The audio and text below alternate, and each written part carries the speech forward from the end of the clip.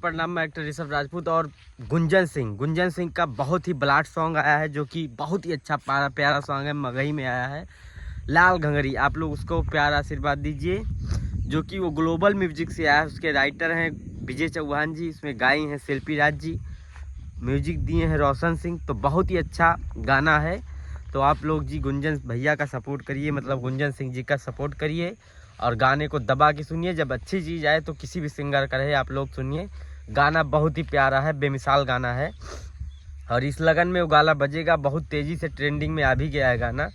तो आप लोग अपना प्यार आशीर्वाद दीजिए लाल घंगरी को।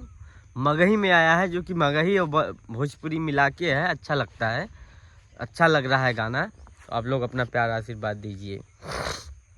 और गाने को लिखे हैं विजय चौहान। वीडियो क्वालिटी एकदम एकदम बेहतरीन है और वीडियो बहुत ही अच्छा बना है। आप लोग देखें, जाके उस वीडियो को, गाना को सुने, एंजॉय करें, एक बार ज़रूर देखें। धन्यवाद।